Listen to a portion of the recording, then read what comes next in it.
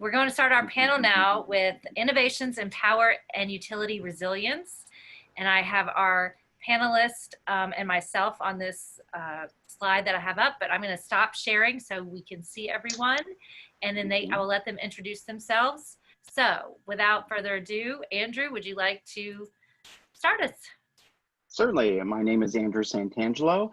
I'm Chief Technology Officer for SciZone. We're in Holland, Michigan, and also just outside of Albuquerque, New Mexico. And we're here to share our work with the LinkStar radio system. Perfect. Thank you. All right, Charlie. You bet. Yes, good afternoon, everybody. I'm Charlie McAndrew. I'm the Technology Executive Officer for BTU Research. We're based in Houston, and we make a number of products to address the topic that we're discussing today. Perfect. All right. And lastly, Jonathan. Yeah, hi. My name's Jonathan Knight, and I'm talking to you here from San Diego, California, at our Uprise Energy headquarters, where we are building the world's first commercially sized portable wind turbine. Power in an hour. Awesome. Love it. All right. So our first question is, have there been any notable technology advancements that address issues of grid vulnerability and resilience? So each of you can give us your little 30-second answer, and then maybe we'll see if that sparks any new questions from the audience. Well, yeah, the answer is absolutely yes. There have been quite a few advancements. In fact, distributed energy has only become a real viable solution here in the last handful of years, and that's all been afforded by modern technology. So the advancements in solar technology, the improvements in wind energy, the improvements in energy storage, and the electronic systems that manage all of those aforementioned and keep them playing nicely. Because of all of that, we are able to make good, reliable power from environmentally friendly sources at the site of the need. So yes, there has been some real significant advancements in technology that support energy resilience. And just to add, another big growth area is in artificial intelligence and machine learning, which in a lot of our systems we're finding is not only doing just basic fault awareness and monitoring of systems, you can start monitoring, detecting trends, especially over a distributed grid, and seeing what's going on. Are we having a problem? Are we having a load in one area? Are we lost a connection? And so we're having more smart technology that can detect an event before it becomes an event causing problems. I would certainly agree. There have been some very significant technical advantages recently, and the key is to exploit these advancements and apply them to make resilient power, not only on the grid, but in terms of the whole operation of from anything from residential to whole communities. To keep the power running and just to exploit these advances in an intelligent way. All right, perfect. So we do have one question already that's come in from Paul. He says, are bases and installations considering not outsourcing their utility and waste disposal needs? We were informed the military does not typically want to own and operate infrastructure that is currently served by power purchase agreements. Relying on contracted services seems counterintuitive to becoming more self-sufficient. Well, it sounds like more of a question for the Department of Energy. Yeah. So I wouldn't know how to answer that myself. Okay, that's fair. The only thing I would add is that even though we're contracted out for our radio and software and our communication services, I would contend we're reliable, that we can respond to the government and their needs. Yeah. And probably more cost effectively and rapidly. Okay, great. All right, so the next question that we will ask is, what does power and utility resilience mean to you? Well, maybe I could start on that one. I think it means totally different things depending on the application that you're looking at. It can be as simple as keeping a light running up a pole, or powering a fan or charging a cell phone, or it can be running a whole community, which requires significantly more resources. But I think the resilience in power depends on what you need to keep powered up and how long you need to keep it powered up for, which has spawned so many different solutions in this market. Yeah, when I think about power resilience, this is having backup systems. So if your primary power source has some failure, the ability to keep your systems online with minimum downtime is resilience. And so we know that our grids are vulnerable to potential cyber attacks, to natural disasters. And so what do you do if a grid or a power system goes down? How do you respond to that? How do you bring power back to the people that are reliant on that grid that has been taken offline?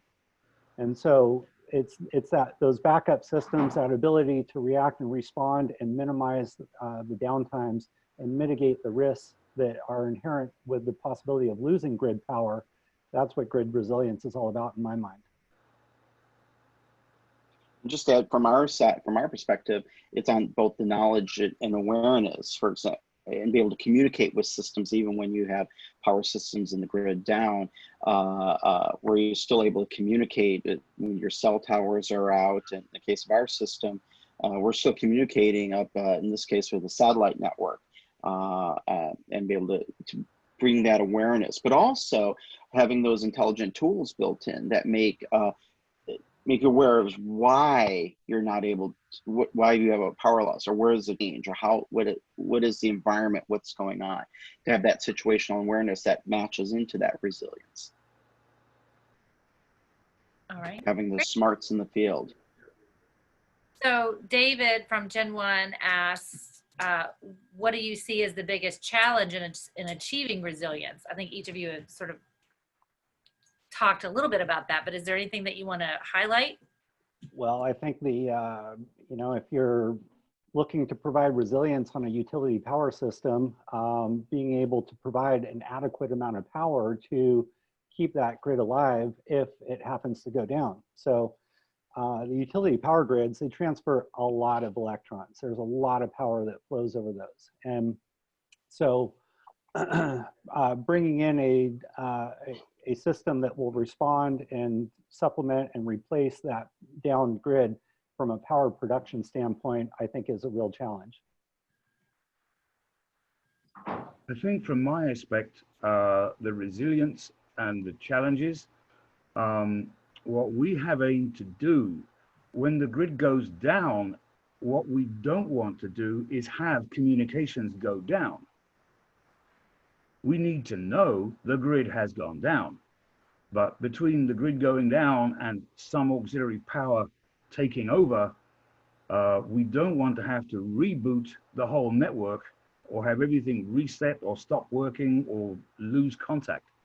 So our goal is, yes, the grid has gone down, a replacement will be available. In the meantime, everything is still working and will continue to work for this many hours until power can be restored.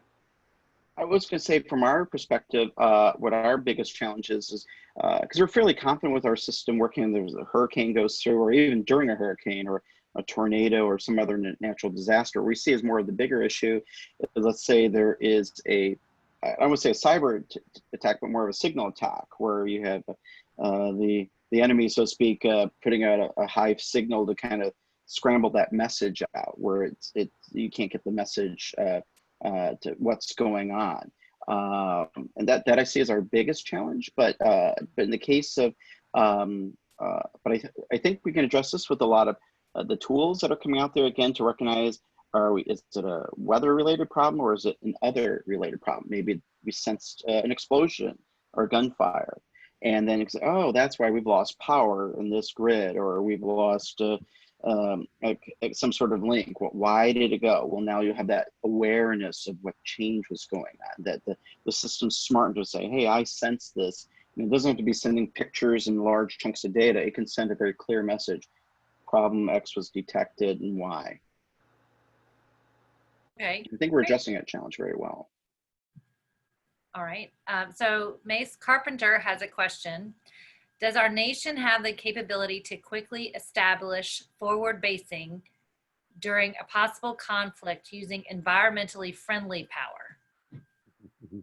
I think I said that correctly. Did that make sense? Yeah, well, I think that's precisely what Uprise Energy is all about.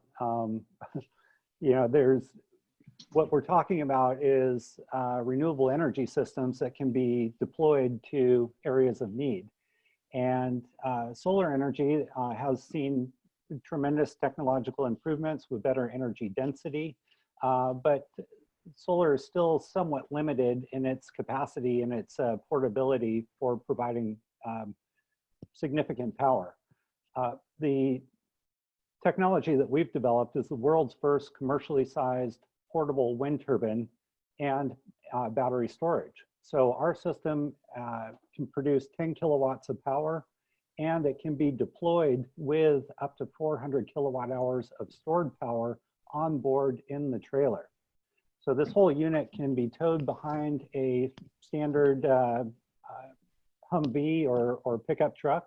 And when it gets to the site where you need to make power, the entire wind turbine can be set up in just 1 hour, but it can also arrive fully loaded with up to 400 kilowatt hours of stored power. So the answer is yes, there is cutting edge technology. I know that our company, Uprise Energy, is pushing, you know, in that very regard. So this is one of the exciting new technologies that's coming out that's responding to resilience, energy resilience and redundancy issues. One thing just to add on the environmental side, even though we're more the communications and the intelligence and the health monitoring, you know, something like this is our one unit. You can see a very small unit that can immediately get global coverage. So you can take that wind turbine into a forward location, even in Africa or the Middle East, and we'll, even before we've set up that wind turbine or whatever solar panels or whatever you're talking about, we'll immediately know the health, location, and the situation, and you can even hook up other sensors to your power grid to see what else is going on and get that to your base, typically in about 200 milliseconds. So there's your resiliency from a forward perspective, is that we could put this on a windmill really fast and know immediately what's going on while they're even setting it up. All right, so we have another question. This is for Mr. McAndrew. They said they visited your research booth today and viewed your solution for maintaining power to the edge network. This is particularly interesting. Can you explain this benefit to the edge? Well, I most certainly can. The power is essentially maintained by lithium-ion batteries. The unit contains chargers and actually a complete battery management system to look after these batteries when the unit is not actively being used for backup, and includes a system to alert the user in advance when the efficiency of the battery starts to deteriorate, which would be a future indicator that this battery is no longer perfect and as a precautionary measure should be replaced. But it's sustained by lithium batteries, and essentially no matter what happens to the input power, the output power is constant. So the loads on the edge being powered, no matter what they be, they don't even know that the grid has gone down. It's completely seamless. As for when grid power is restored, it again is completely seamless. The other thing it provides as a benefit is if another part of the network, for instance, a connection to a fiber optic link goes down, it can hunt for another way to get its data, be it through Wi-Fi or a cellular network. It can hunt for other ways of getting the data back to the controlling network. That's all built into the way the unit works. So it makes the edge, the little piece of the edge that it's running, completely impervious, let me say, Nice. to power idiosyncrasies. All right. So we had a quick question about that. Kevin is wondering what battery chemistry you use for that. At the moment, we're using lithium cobalt dioxide. Very conventional. From an intellectual perspective, I might have preferred a somewhat different chemistry, but at the time we decided to stick what was developed, known, available, consistent, and reliable. So today, we're using lithium cobalt dioxide, but in the future, we're definitely keeping a very strong eye on developments in battery storage with an eye, because we have fairly intelligent battery charging capabilities. They have their own little processor, and the firmware is upgradable over the internet or locally. If the battery chemistry changes significantly, we can always reconfigure the chargers to cope with different battery chemistries. So we're always on the lookout for better technologies. Great, thank you. All right, Jeff is asking, I believe it's to you, Jonathan, does your unit have the ability to interface with grid and islanding modes? Yeah, the answer is yes. We can operate in an islanded standalone configuration. We can connect to a microgrid. We can connect to a utility grid. We can operate in conjunction with other systems in a hybrid power system. You know, we're very versatile in that regard, and we play nicely with other technologies.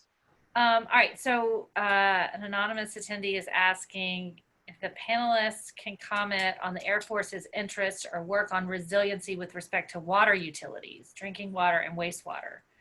I've seen some tech on membranes to treated drinking bottle worth of water, but I'm wondering what Air Force is thinking in terms of how to establish a more sustainable wastewater treatment and potential for water reuse, especially in locations where water scarcity is a key concern.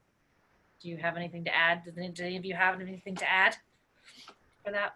The only thing I would add, because in our system, even though I say we're a radio system, the other part is our AI tools.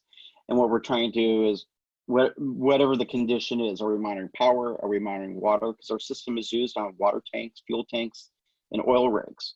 So when you deal with water scarcity, you're also worried then about the quality of water. You may have sensors, you may have to run a desalination system. You may have to run various pumps. And then you could put smart sensors in to the system, or put there's actually the sensors typed to our smart tools, our AI machine learning tools, to then learn, hey, you're running low, or we're having the scarce water you have, you may be in a water quality problem. And then to be aware of that. And if you have these distributed, especially if you're out, you know, in the Middle East, you may want to get a broader picture of what's going on. And then you can collect this bigger picture into one super picture of what you're looking at in your base and what have you. So I can't address the actual process, but you certainly can note trends and then broadcast that rapidly. Okay, we just got a question about that. Like, how do you keep power to the smart sensors of the base? All right. This system actually, it's funny because I actually have one right here. I don't know if you can see it very well with the zoom here. And it's actually we could use a power backup that Charlie has, but we also build in our system a power, I can't say, this is one of the bigger batteries, but we have our system that has also built-in solar panels and batteries that can go 6 months without recharging. And so so obviously when you're running the AI tools, that burns through a lot of power. But if you're going to the simple beaconing for situational awareness, you know, is there an event happening, what have you, and tracking, you can go 6 months without minding if you've lost everything. You'll still get a heartbeat. All right, Kevin wants to know, Jonathan, what is the cut-in speed for the wind turbine? Sure. Yeah, our cut-in speed is around 3 meters per second, 6-7 miles an hour. But we really optimized for a 4.5 meter per second or a 10 mile an hour wind speed to be the point where we want to start making good, reliable power. And we chose that wind speed because that is the average wind speed around the world. So since our system is designed for distributed generation, making that power where the user is going to use the power, we really focused on those types of wind conditions where the machine will be installed, which are much lower wind speeds than what most wind turbines are designed for. So 4.5 meters per second, 10 miles an hour is what we optimize for, and we make our full rated output around 8 meters per second. All right, we have about 3 minutes left. So are there any, oh, just got another question. Hold on. Can the panelists comment on the importance of power and utility resilience for base security? Yeah. Sure. Yeah, well, you know, there's a lot of systems that are involved with base security, and they all have one common denominator, and they all require power. So if the power goes down, you know, your security system is compromised. So, you know, power drives everything. That is the big thing. No power, no anything. And that's why we have the little solar switch, because security cannot go down. It has to work all the time. One thing we're really excited with our system is if the power does go down, we can get, let's say there's a hurricane, that's what we're kind of referencing here, or let's say a base is under attack. I don't know if everyone can hear me very well, but we can, yeah, we still get messages out. And so when the power is down, or at least part of the base, the power is down, we can, you know, where we're at right now, you can provide that, that security, that knowledge, that situational awareness of what's going on within the perimeter and maybe outer inner perimeter, and get that message out. So if you lose power, or let's say a hurricane's taking all the power lines and the cell towers out, and having various forms of battery backup or power, you know, especially systems like this that draw very little power, you can still get messages and idea of what's going on. And that really lends up to the base security. Is it the storm, or is there attack under a storm, or are we under attack?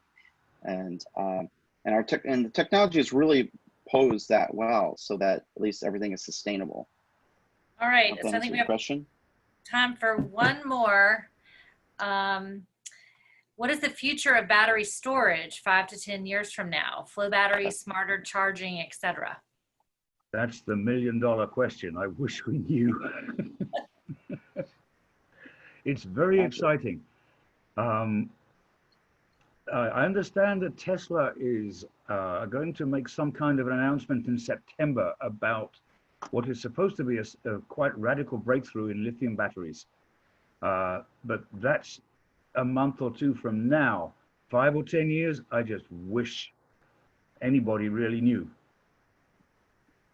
Yeah, battery technology is really exciting, like Charlie said, and the technology is growing exponentially. So it's really improving quickly.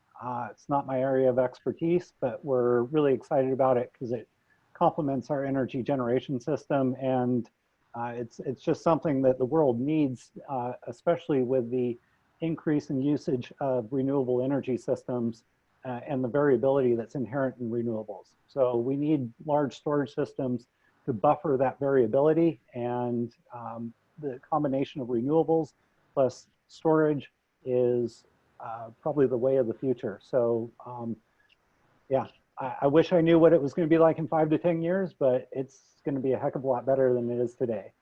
Yes. I can just add, oh, okay, go ahead.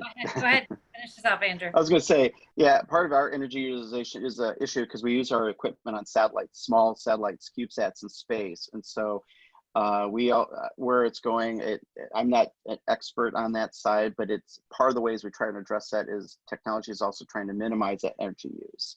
As long as so you're trying to minimize energy use and also get an increase in that power storage and resupply, which is not only critical on the ground, but also in space. All right, well, I'm sorry, I have to cut us off here. I'm going to share our contact information one more time as y'all leave, so you can see us and know how to get in touch with us if you have any questions that we didn't get to today. Thank you so much for your time and sharing all of your knowledge with all of us. And I hope everyone has a wonderful rest of their day. Thank you very much, everybody. Yep. Thanks, everyone. Take care. Yep.